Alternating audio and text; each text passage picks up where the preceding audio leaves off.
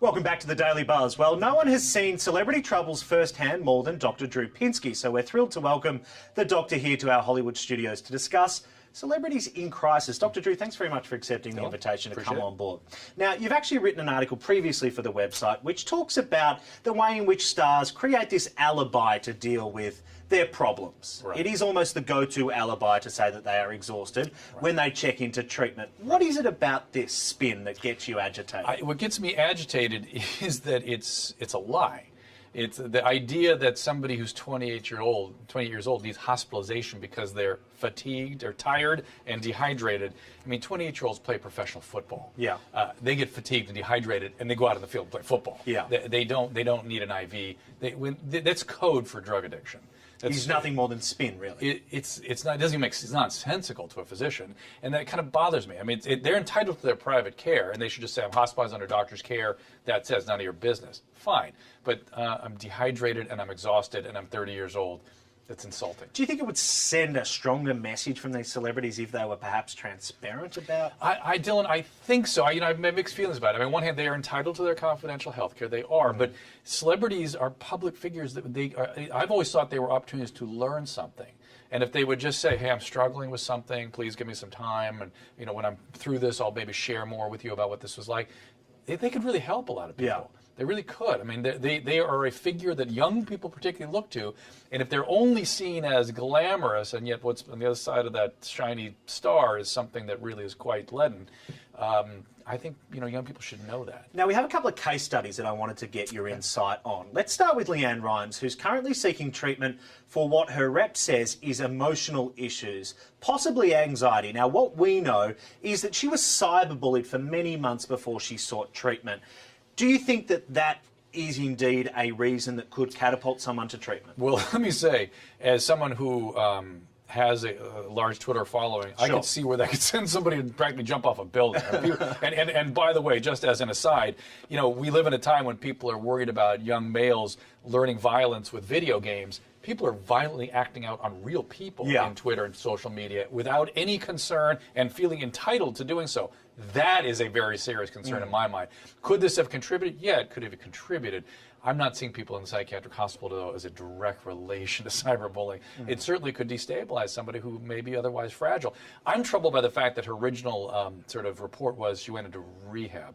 I mean, rehab implies drug and alcohol addiction. Well, not emotional problems. Great. I hadn't heard that before. What I will say is that I've spoken to people very close to LeAnn in the last couple of days, and I asked that question of them. I said, the notion of rehab, and they're like, she's not in rehab. Good. She's in treatment. Good for her. For her emotional issues. Good for her. That is a full standing applause. She says that she wants to get tools to help her cope with emotional issues. Yeah. What do you go and learn? What do you learn in treatment? Well, listen, it depends. In psychiatric hospitals, insurance is determined, believe it or not, who can and can't go in and for how long they can stay in psychiatric hospitals.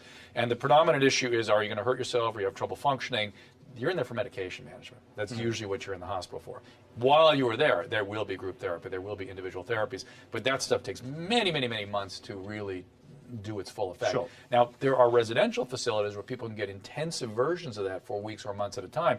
Again, hats off to her if she's taking the time out to do that kind of thing. Very few people ever do that. Now, a lot of this stems from the fact that she met her now husband, Eddie Cibrian, while Eddie was married to the Real Housewife of Beverly Hills star Brandi Glanville. Now, that's where she says a lot of these cyber attacks began.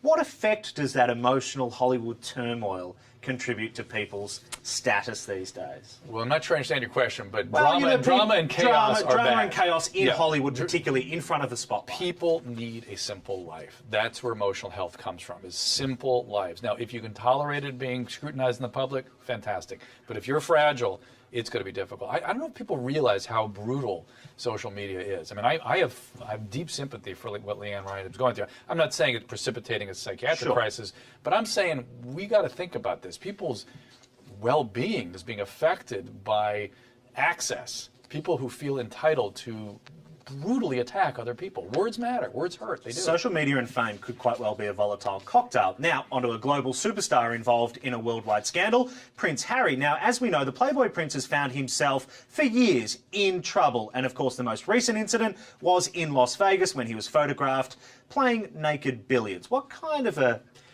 person gets involved, not the least being someone involved in the British monarchy, in a scandal like this? A young prince? A young person, a young male who's maybe taken a few too many, brew or beer that night. Listen, it's somebody who blinked. Bottom line, you know what I mean? It's somebody who didn't pay attention. But I mean, there's a pattern of this behaviour. He dressed up as a Nazi for a Halloween costume. Yes. He said something about a colleague of his who was in the army, yes, calling him a packy. He gets photographed in a Las Vegas hotel room. Okay. But see, as a non-Brit, I look at that and go, yeah, 20-something-year-old male. That's how they behave. Just because he's a monarch, you Brits expect him to have a completely different standard of behavior? Possibly. I don't think you're going to get that. I mean, Right. The evidence suggests you're not. And should that necessarily condemn him? I mean, you guys went after Charles for behavior that was a little dicey. I prefer Harry's to Charles. All right. Call me crazy. Okay. You know what I'm saying? I do, Yeah, okay. I do, but I do think that there is...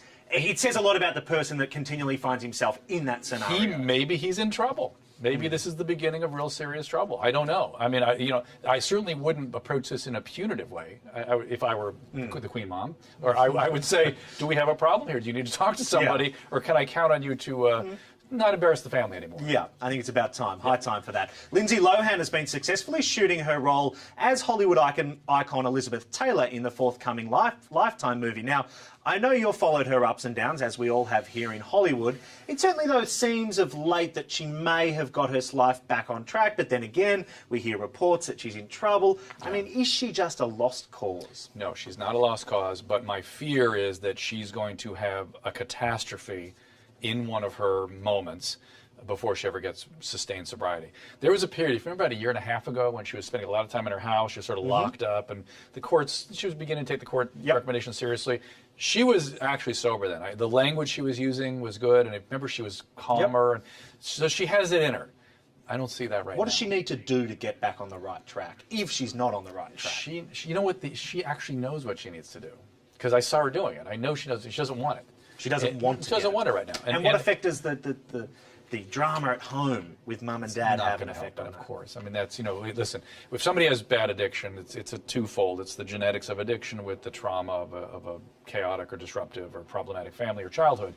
She got it. She's had some tough knocks, and that's what makes sobriety so uncomfortable, having to deal with all those the miserable emotions. And right now, the alchemy isn't coming down on the side of sobriety for her yet. And my fear is, again, watching her at a distance, that something awful has to happen until she's motivated to really get that sobriety. But that often is the case with a lot of people. Often the case, and I think with Lindsay, I just have this image she's going to lose a limb or something awful.